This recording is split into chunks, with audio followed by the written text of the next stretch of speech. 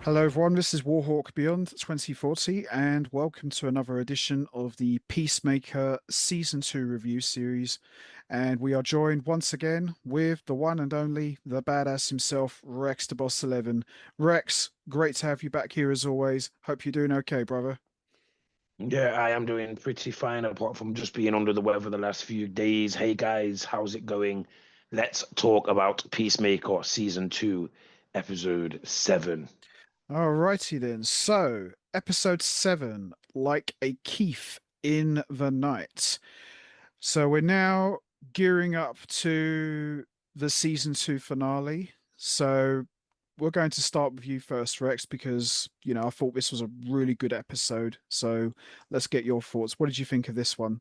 Yeah, I thought this episode was a good episode. Once again, I thought that this is the episode where you really got to see the differences in the universe, sort of the universal characters, as in, his dad and his brother, they're not. Well, his brother's obviously not in that universe, but they wouldn't be the same characters. Like the dad refers to that universe as the dark universe, like as in like Yeah, everything that happens in that universe, in our universe, is like a dark version of everyone. But he obviously now knows in this that this peacemaker is not from their universe. It's been hinted over the last few episodes, but this is the episode now, isn't it, where the dad basically says, "Look, I know something is not right here. I know for a fact that this is a person from the dark universe, but we can't say anything because, of course, you can't really let people know that you've got an interdimensional portal in your house." yeah, But yeah, yeah, this was a very good episode. I thought this was the episode that made you understand the difference in this with their version of time travel and sort of time jumping. It's like they're not going back in time or forward in time. They're entering a completely alternative universe where yeah. things are moving parallel but completely different. Yeah, I mean, this episode, I thought was really good because we got to see Chris and Harcourt really bond together. This was the moment for me that they didn't really tiptoe around each other, how they felt about one another.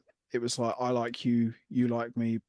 Let's get this done and let's see where we go from here. So I thought this episode did a really good job in really showcasing the bond between Chris and Harcourt, which they've been building up to since season 1 all the way to the first half of season 2. I mean, what was your thoughts on um, Harcourt helping Chris escape Argos? Yeah, it's the look, well, regardless of the feelings we've got for each other, we're kind of bonded together. So we're Yeah, either going to embrace them and we're going to like crash and burn because we can't ignore them, or, this is going to continue to be awkward and stupid. So obviously she's just decided to just back her horse and say, right, well, I'm with you. Do you know what I mean?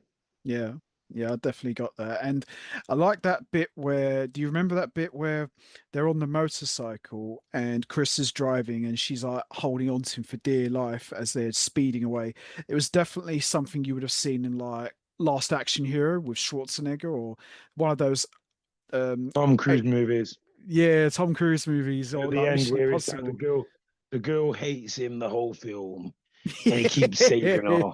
And then Yeah, eventually, like, it's like they have that moment where she starts to sort of think it's basically the premise of the bodyguard. Like, you yeah, know what I mean? He's basically there to do his yeah, job and yeah, protect somebody, or his instinct as a good guy is to protect her, even though he's probably a pretty shitty character and he's probably a drunk and a womanizer. It's yeah. the typical sort of James Bond like theory, and it works because in real life that actually works. So yeah, I did like that bit where it's like she's such a. I'm just gonna say she's such a like, her name fits it, doesn't it? She's such a hard faced type of female. You can tell that her feelings are just not there to get hurt. She doesn't Yeah. want to get upset or emotional. But the fact that she's decided in this at this late stage, I'll be honest, that she's finally decided to back him. Yeah, it was quite a nice thing to see, and it was Yeah. nice to see how like you say, even though she's holding on for dear life, Mm, that she trusts him, doesn't she? She yeah. fully trusts him without any sort of where she would have never done that before. Even when she was seeing him, she didn't really trust him, did she? Like she always No. had her reserves with him, but now it's like you can tell that she's fully invested in him mentally and emotionally. Yeah, I mean, it was a turning point for them in this episode because, we've seen it for so long. Will they, won't they? And every time it looks like they're going to get together, something gets in the way, or Harcourt backs out and says, nah, screw this. I'm not getting hurt. But she just pretty much threw caution to the wind and say, you know what? Screw this. We both got to get out of here. I trust this guy. All he's ever done is protect me. He's a good guy. Not a bright one, but he's a good guy. So I thought that was a really good moment in this episode. Definitely had that movie quality She to it. knows that even though he can be quite unreliable, Mm, his love for her would always make it so that he would actually protect her before yeah, he would A, protect himself and B, protect anybody else. So no matter what, whether it's a bit of a douchey choice, she probably realizes that even though once again he's not that reliable, he will always give her more than he'll give anybody else. yeah. I mean, this all leads to Chris and Harcourt going to his family's house, and we see Oggy's there, and Oggy pretty much like lets them go, doesn't he? But then he ends up getting killed off by Adrian. It's kind of funny because both versions of Oggy both died, but both died at the hands of someone else. And what was your thoughts on Adrian taking out Oggy, the alternative version of him? Yeah, it's a bit mad, isn't it? Because it's like I don't know why his character has just been sort of overlooked in it because he's been quite an important character in it, hasn't he? So He it's a has. little bit mad where I think he's the fall guy, isn't he? Really, let's be fair, Yeah, he is. He he is is in the a fall way. guy. Yeah. He's the fall guy. He's the one who he's done the most, and he actually was blindly loyal to the team before anybody else was, just because he felt like he was being forced, wasn't he? Like he did things under Amanda Waller that were unethical. So Yeah. he was basically the one who was doing stuff, and then of course you get his like breakout moment over the last series or so, and he becomes the character that he's become. But yeah, I feel like yeah, somebody in this team had to like be gone, and it was either going to be him or Adebayo, wasn't it? Because they're the people that Yeah. can't really do nothing in an actual, we're building like a Justice League or a Suicide Squad sort of thing. Yeah. I They're mean, only they're intelligence, aren't they?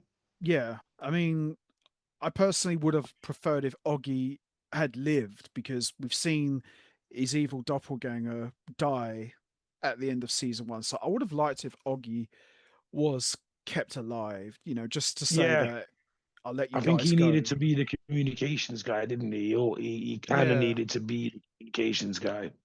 Yeah. I was a little bit bummed out they killed him off. Would have liked to have had them keep him alive. So you never know. They could bring him back if they do And decide to do a season Adrian as three. well. It's just Adrian's character just screams that eventually he's going to go rogue, isn't he? And it's going to be Peacemaker's going to have to obviously take him out. Do you know what I mean? Yeah. He just It's his coming. whole entire characteristic just screams that he's not on the same wavelength. He's willing to do stuff, but he's Mm. just clearly not on the same wavelength as anybody else. As in, like, say like the brother and the dad, like in this universe, they're clearly a no nonsense sort of thing, but there's no malice in them. Adrian's just got an immense amount of like malice where it's like immediately it's like dissect, like let's cut up the bodies, cut off the heads. He's really straight to the point. It's like he's got no remorses. He actually makes Peacemaker look like a remorseful superhero. Yeah, the thing is, you see, he comes across. If you watch him from the first time we see him in season one all the way to now, you see him. Yeah, he's got a twisted sense of humor, but as you say, when it comes to doing brutal stuff, whereas Chris would be like, I don't know if I should do this or not. Adrian would be like, "Screw it, I'll do it." Bang. He's like, "Adrian, what are you doing? What? You're taking too long, so I did it for you." He's like, "Yeah, but didn't have to kill him. So what? He's not going to hurt you now." Yeah, he's just got no moral code, has he? He just does it without thinking. He says, right, let's move on now. Yeah, good character, but he's a little bit twisted in his own And way. And also because of the doppelganger thing, I could not work out for some of this episode. They could have at least had some of the outfits a little bit different. When you've got the two people, like you don't really know what team they're on, and it just all gets a bit like what's going on. Like people are fighting. Imagine if you missed an episode and then you tuned in, you wouldn't really know what was going on, would you? no, I think. what they could have done with, for example, like Adrian's costume, like our Adrian, we'll call him. His costume is like grey and dark green. So maybe what they could have done for his doppelganger, they could have made him grey and dark blue, perhaps. You Just so know, we could. just green, the reverse, like the complete reverse, like the reverse flash sort of thing. Just Mm, had him wearing the opposite colors because there was times in this where it was like, right, which one is this? Like, yeah, honestly, yeah. Well, it was. It did get me a little bit confused. When I was watching all of this, it was like, okay, who's who? like the Maybe. dad, for instance, the Mm, dad has got none of the like Ku Klux Klan anti fucking, you know what I mean? He's got none of that in him, has he? no, Like, he's not that guy in this. Like, he's nothing like that. no, he's like the complete opposite of what Oggy was in the other world. Because the other Oggy, he was like a real straight up horrible Yeah, racist. yeah. Like you got to see where the dad's referring to our universe as the dark universe, where his character was dark in this universe. Whereas when you think about someone like Oggy, Mm, Oggy's character is dark in their universe, but he's such a bumbling sort of like loyal. But then once again, would that Oggy have allowed the unethical stuff that Amanda Waller was doing? No, because he would have stuck up for himself, wouldn't he? yeah, totally, You got absolutely. to think our Oggy is dark, even though it looks like, well, he's like, no, he actually technically deep down is a darker character than their version of Oggy, even though he's evil. Yeah, Like their version, I don't think he would actually have done some of that unethical stuff. no, he probably wouldn't have He would have because stuck up for himself, wouldn't he? yeah, it's funny because it's the same guy, but they're like two complete different sides of the coin, aren't they? I do like that though. I like that from like the Jean-Claude Van Damme film and the man in the man in the Iron Mask or whatever it is. Like I like the Yeah, same actor playing two different roles, yeah, where you oh get yeah, to see them mentally playing, like the Peacemaker thing. Like I would have liked to have seen more of the two Peacemakers to see what John Cena's character was like, rather than him yeah. just pretending to be that character. Yeah, I mean, all of the cast here, as we move along here. I mean, all of the cast here, especially Cena and Robert Patrick. They've really showed their versatility as actors. To play the same character but dial it up to 10, just like a completely different, opposite version of your character. It takes some skills to do that. Not many actors can pull that off, but these guys Yeah. did a really good job with that. The dad was like a proper supremacist, wasn't it? House full Mm, of Ku Klux Klan members. This guy is literally he's not a great guy, but he's just an American hero and he's just an old, pissed off superhero like Batman. yeah, yeah, he is. I definitely do get some of that vibes from him for sure. Like he's pissed Yeah, off at the world and but not he's pissed off at the entire world, no matter what color you are, he's pissed off at all the bad people. Whereas in our universe, he's just pissed off at all the people of color, foreign people and all that. yeah, he's just pissed off at all of them. Period. So Yeah. as we move along here, they head back to their world as we move along to this episode, and we see that Chris is confronted by Rick Flag Senior. Now this was a turning point here because they've been after Chris for pretty much most of season two, and they pretty much catch up to him now. So what was your thoughts on that? Because now they've closed the portal down and the dimensions, they left it behind. So what did you think of that? Because we get to Yeah, that I point could have. now. Honestly, I keep saying I could have done without the Rick Flag Senior, the General Ross, like going after the Incredible Hulk stuff. Right? It doesn't make sense. Like you're not. What are you actually investigating me? They didn't really make Like, that clear, did they? yeah, like we've got Argos. We've Yeah, got the fact that this is kind of like a no one who would know that this is taking place apart from the ex- characters like his dad, who's if he's not already told Argos in his world and then they would have shut down the portal. It means that it's something that Rick Flag Senior would be out of his depth. Like yeah, he would need another team full of superheroes. Like it would make sense if he brought in members of the Suicide Squad to like try to sort of like neutralize whatever's going on with all these characters, but he offers nothing. It's just a straight witch hunt for the Peacemaker. Yeah, I mean, with Rick Flag Senior, it was almost like they needed to have kind of like a main villain type of guy, and that's what they went with, which is fine. If you want to have him as the main villain for the But show, fair enough. But he's why? barely in it though, is he? It's the same as Amanda Waller, but without her being in it. Like the guy's Yeah, barely in the program. He just pops up here and there, and it seems like he's sort of the person at the end of the. He literally is like Skeletor. It's like switching back to him at the end of the episode, or like Lord Zed. They never yeah. get, they barely get their hands dirty, and then at the end of the episode, they're moaning and kicking off because their plan has failed. It's like in completely inept police work. His motivations throughout season 2 wasn't really made clear. I mean, obviously, we're going a bit back and forth here, but for those who are wondering, what we're on about here, with Rick Senior in particular. Okay, you want revenge for what happened to your son, fair enough, but other than that, he doesn't really serve much purpose because his beef with Peacemaker regarding what happened to his son in the movie that could have been resolved in like a couple of episodes back. So It's I a just, personal vendetta, isn't it, that he wouldn't be allowed to have? mm, Like, what authority has this guy got? exactly. It's just like, well, Not what ever. else? It's never declared on what authority that this guy has got. He comes across like generally like he's the guy that's got the keys to a load of bad guys, but he never lets out any of the bad guys. Now maybe we're just building this for the next season, where whatever. But I'm even honestly like his character. It's almost like he's in the background, so far in the background. You can't take him if he's the big bad. It's unbeknownst to me. Yeah, I mean, I think that's what they were trying to go for, but again, they just didn't really make it very clear. Okay, you're the big bad.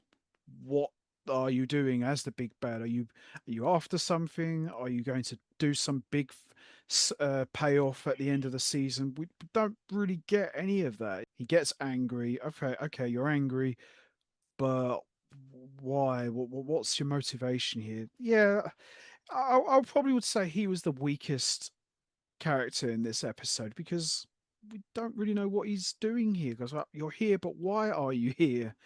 Rick Senior actually did speak to Lex Luthor in prison. That was a Yeah, couple yeah, of that's what I'm saying. episodes. Oh my word, that's what I'm saying. Yeah, so I'm not just imagined in my head that I've actually seen a No, scene where these two are discussing, like, as in, is Lex going to be the big bad? Because you're acting like Lex, like you've got no balls between your legs, but you are a general. Why have you yeah, got this weird vendetta? Who's funding it? Is it Lex Luthor? Is that why he's in this? Because I'm sorry, but it would have made so much more sense if Lex took responsibility. I can't yeah. have any of this. So as we um as we head towards the end of the episode, so we see that they're back in our world. The portal's been shut down, and Chris hands over the device to Rick Senior, and he pretty much gives himself up. So how did you feel about this with Chris giving himself up to Flag? Because this is pretty much like coming to the end of the episode now. Well, judging by the way that they set this thing up, we had no choice. Why? It's James Bond, isn't it? Why would he not give himself up to this absolutely useless villain? Like, there's So no way. I'm just gonna say, like, there's no way at this stage. Once again, this is being built like a sort of spy mystery, isn't it? Like someone knows something of something and they've got some information and someone doesn't want that information getting out. And then someone knows something else, and it's almost like a reverse thing. Flag's investigating Peacemaker while also allowing Peacemaker to just continue to be the Peacemaker. So it's a little bit weird where it's like it just like very, very strange. He would not at this stage now, he would not be fearful of Rick Flag Senior. He's basically killed his son. He's done yeah, all these other bits and bobs. Like he's killed his son in two universes. pretty much. So yeah, I'm not going to be weak. He wouldn't be. So yeah, handing himself over to Rick Flag Senior, it kind of makes sense. Yeah, yeah, it kind of does really. Because what's the point in running? You might as well just Yeah, he's give putting all yourself these up. people at risk and all that for the simple fact that he's. I don't think he's the person who's in danger. No, no. I thought having him give himself up was a good way to end episode 7 because it sets up for the season 2 finale. But no, this was a really good episode overall. I'm going to give this episode, as we're going to do our rating now, as we wrap this up, I'm going to give this episode an honest 9 out of 10. I thought this was pretty good. What would you give your rating for this one? I'm going out of 10. I thought this was a great episode. All I thought right. that this was, I thought that this, because of the action that's in this episode, although once again, like a lot of the DC movies, I didn't really know what was going on a lot of the time. Like, it had some really good stuff, like the swimming pool bit with the electrocution, Oh yeah. had some really good cinematography to get that word out right. Like, I thought that this was great. I thought this episode was the way that the characters are, even the old member, you got to remember that the acting's mad because the alternative characters, they're acting established. So to us, this is like letting in a different universe into like EastEnders, but all of the characters are acting like they've been there forever. Yeah. So the acting has to be bang on. These other actors and these other characters, especially like the brother who actually wasn't in any part of our series. He's No, it's he's act true. he's got to just act established, hasn't he? As Yeah, far he's as got to he's be aware, like, yeah, he's yeah. got As to act far as like he's he's been there aware, forever. yeah. As far as he's aware, there's no other one. So it's like there's bits and bobs, and like you say, the dad's still got the mentality of you. You only need to know what you need to know. So it's not like his dad's going to have sat down and explained all this shit. They've only become aware of this when when Peacemaker's come through the ball. Yeah, yeah, So definitely. at that point there, you got to remember that the whole thing, the way it blends in, it had me completely like I need to see how this pans out and how this ends. Every Yeah, character's now either interacted with every character. We're kind of aware of whose side everybody is on now as well. pretty For much. the Yeah. first for the first time in two series, almost two complete series, I don't think there's anyone, and we will find out more in the finale. But I don't think anyone can be declared as we don't know what side you're on. No, no, I think we kind of know where everyone stands now. And Which is why I think he handed himself in. And like I said, for me, all this episode, it didn't have any flaws to it. There's bits that I've seen I don't like, but they're throughout the series, so they're built into the actual series foundation, like the Rick Flag senior stuff. But that's not a negative; it's part of the series. So, like I say, when I say 10 out of 10, this is the best episode. I thought this episode was great.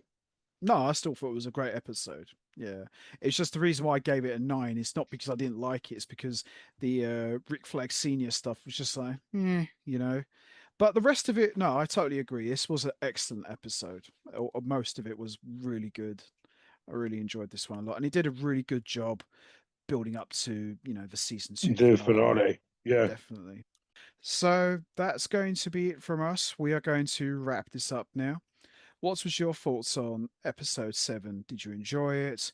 How did you feel about Chris and Harcourt finally bonding together and actually having each other's back? Do you think that was a turning point in their relationship? And also, what's your thoughts on Chris handing himself over to Rick Flag Sr.? You know what to do, guys. Hit the like button, hit the subscribe button, leave your thoughts and comments down below. Rex, this was a pleasure as always, and looking forward to talking about the season 2 finale. Yeah, it's been a pleasure, guys. Please like, share, subscribe, and of course, stay tuned for more. Bye for now, guys, and take care.